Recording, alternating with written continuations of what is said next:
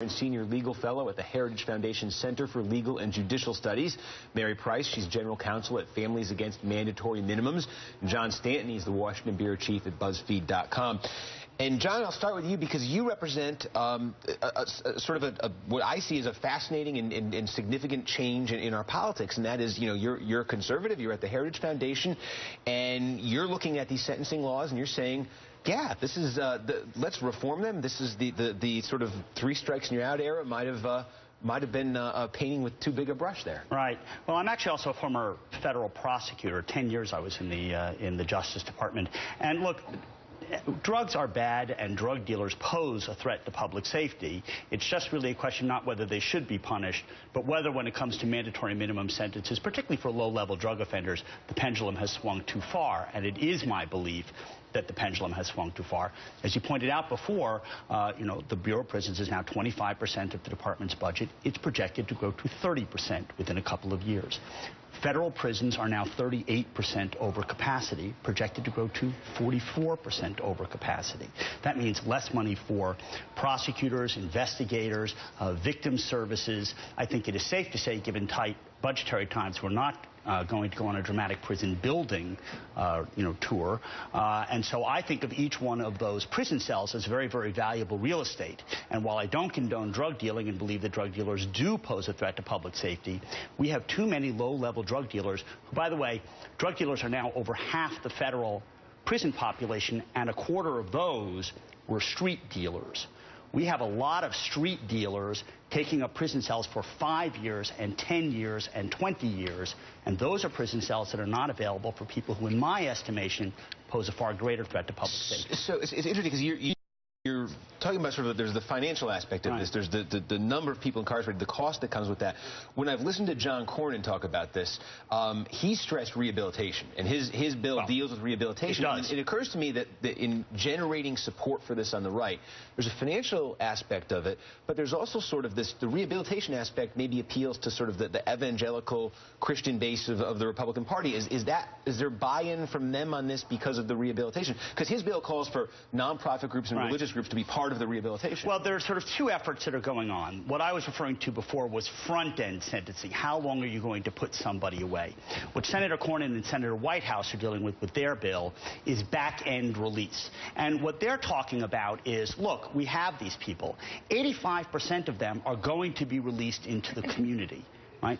What shape are they going to be in once they are released? Do they have a chance at becoming productive members of society, or are they doomed to recidivate? So what their bill tries to do is to encourage people not just to behave themselves while they are in prison, but to take affirmative steps to improve their lives. Go to alcohol counseling, drug addiction counseling, get job training skills. And then, if they are deemed to be, based on objective assessments, a low risk of recidivating, a low risk of threat to public safety, and they've taken these affirmative steps to really improve their lives, perhaps they deserve a break for that, and I agree with that.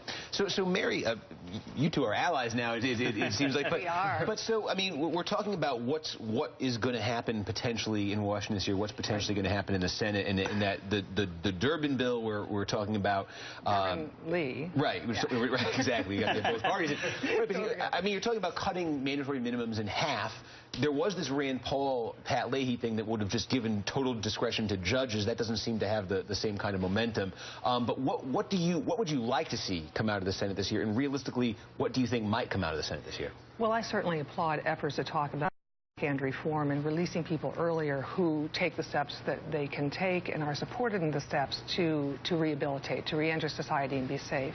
But we can't bail out fast enough. We have a prison crisis that John laid out very well, with an overcrowding crisis that is itself presenting a public safety crisis. And the leading edge of the numbers flowing into the Federal Bureau of Prisons are those being convicted of mandatory minimum sentences and sentences that are tied to them. We've got to do something about sentencing.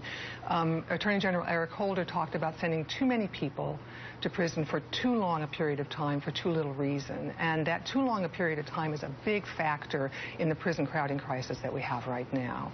So I think that, yes, we need to talk about you know, soup to nuts, beginning to end, from the very beginning to the very end of the problem that we have with the Bureau of Prisons. But if we do not address the incoming, if we don't address the front-end reform, we're not going to take the steps that are necessary to relieve this crisis. And we'll have the problem that John laid out, which is that we are taking dollars that ought to be spent on supporting victims and finding criminals and so forth and keeping our community safe. And we are taking $1 out of every $4 from the Department of Justice and using it simply to keep the Bureau of Prisons running. So John, tell us, I mean, you know, this from the Capitol Hill perspective, I mean, so we had that quote from Dick Durbin saying, you know, my party still suffers from the fear of the ghost of Willie Horton, and he had Dianne Feinstein, and she's not even up, you know, in a red state or anything, but she said, you know, that, you know, the idea of reducing mandatory minimum, she's not sure. We've been wrestling with it. For me right now, it's not an easy question. I've heard, you know, Chuck Schumer seems a little conflicted on this. So is that fear of Willie Horton syndrome that Durbin's talking about real? How real is it among Democrats? And in terms of Republicans saying, oh no, this is weak on crime, this is leniency, is there a chance there's going to be a backlash here in the Senate? Well, I don't know. I think in the Senate, there's much greater chance that they're going to get something done there. I mean, I do think that folks like Dianne Feinstein and others are a clear indication that the Democrats are looking at this as a bit of a trap, you know, and saying we don't want to fall into this. This is going to end up biting us in the butt if we go forward with this. But I do think the Republicans in the Senate seem to be moving in this general direction. While it's similar in the House, I think Chairman Goodlatte has made very clear he's not going to do this. And I think that even if they do get it done in the Senate, it's going to be a bit of a Pyrrhic victory right now, because the House is just not going to take up anything, I don't think. And even if they were willing to, I think now with the president's efforts, that's hardening positions. And I think right now we're still stuck in the same So it's the same old story we have in Washington, where maybe something can get through the Senate and then they don't even get the... Well, we got to squeeze a break in here. John seems like he might disagree with that, so I want to hear what he has to say about that.